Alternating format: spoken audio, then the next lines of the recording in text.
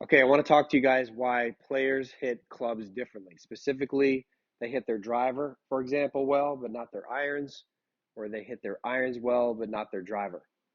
So let me give you some quick context before I get into why this is happening.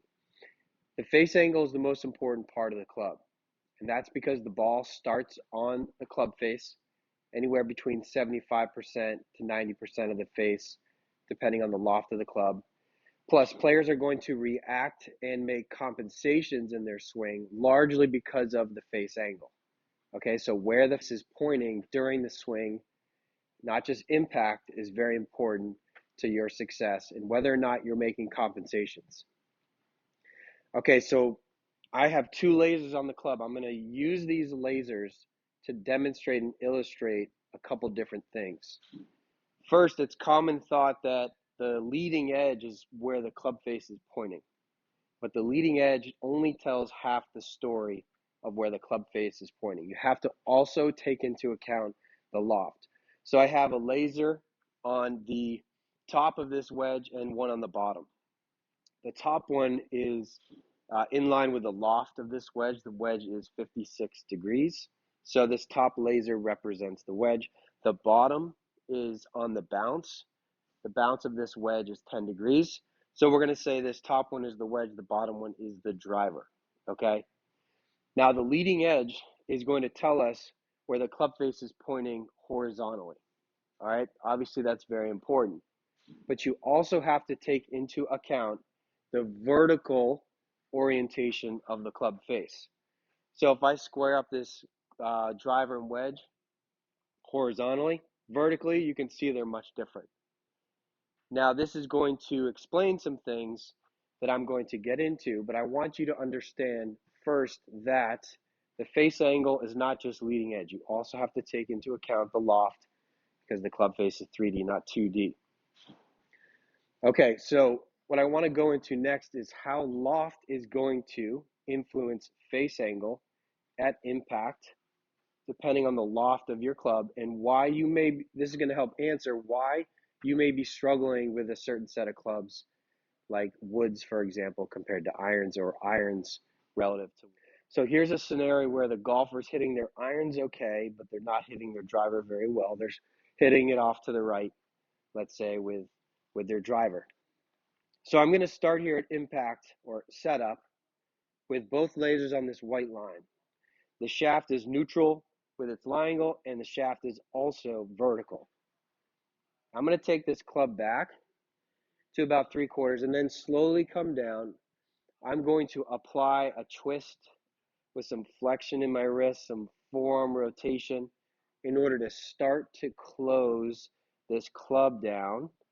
And you can see the wedge is going to start to close and square up to this white line earlier than the driver.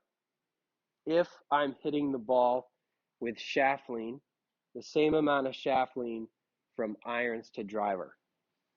So right there, that shows you how loft is going to influence the club face at impact and change where that face is pointing horizontally, even if the leading edge on both clubs are square. Okay, and it has everything to do with loft and also striking the ball with some shaft lean. We don't want to strike the ball with shaft lean with a driver. A little bit's okay, but players that are hitting their driver just like they do with their irons, so they're typically going to look like this with their driver, this with irons. You can't do that with both clubs because, like I just showed you, the face is going to point in different positions horizontally, even if the leading edge of this is the same. Okay, so what do players do? What do players need to do to counteract that? Number one, they need to learn how to release the club. What do I mean by release the club? I'm talking about letting the club head pass their hands. Okay, this is how you release the club. Notice my lead wrist going into some extension. I do not want to stay in flexion forever. If I learn to release the shaft, here's what's happening. Let's go back to that position where I get to impact. I got the wedge square, the driver open. I'm going to release the shaft now and not apply any additional torque or twist, and now is able to square the driver. Now the wedge is pointing left. That's fine, but at least I squared the driver. And I was able to do that just by releasing the shaft, not by applying extra torque at the grip. If I was going to hit irons with some shaft lean and also driver with some shaft lean, I would have to apply this different amount of twist on the grip in order to square the club face at impact. But that spells disaster because you don't want two different swings. Okay, you don't want to be timing your irons and your driver differently. You want to have one golf swing. So what you need to learn to do is strike your irons, delivering a square club face at impact with the shaft leaning forward. And then the driver will be open if you hit it like that, but if you learn to release the shaft, allow the club head to pass your hands, allow this lead wrist to go into extension earlier, that will help you guys square up your driver. Ball position should take care of it. If I play the ball forward and I just let the club pass naturally, the club head should release. So if I hit the ball in the middle of my stance with some shaft lean, and then I just allow the weight of the club to continue without doing anything like sliding or holding lag longer just because the ball's more forward, I should be able to deliver that driver more square at impact.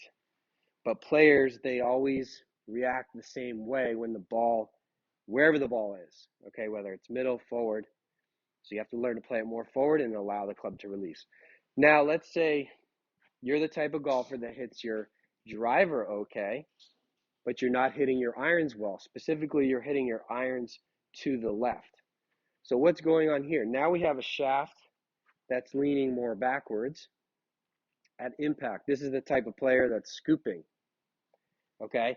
Remember, anytime the shaft is at a neutral angle and the shaft is vertical, you have a loft plane that's square or vertical, not tilted. But as soon as I start to change shaft position, okay, now there's a tilt in the loft plane. So if you connected that top laser to the bottom laser, you see how there's a tilt here. Okay, it's just in the other direction, so the opposite in this direction. Okay, so now what's going on at impact? Let's say they're scooping at impact. If I release the shaft, you can see the wedge is going to point more left than the driver. So what can happen for players that scoop, they're closing their face with that higher lofted club, and maybe the leading edge is the same as their driver, but just like I showed you, the higher lofted clubs, because of the tilt in the loft plane, are now going to point more to the left than the driver. What does this player need to do to fix that? What they need to learn to do is, with irons, strike the ball with more shaft lean at impact. They cannot strike their irons like this at impact. Otherwise, they will continue to miss shots to the left. So something that they can work on, it's definitely a different release than what I showed you before, but they'll have to learn how to maintain a flat lead wrist instead of going into extension. But you can't hold that forever.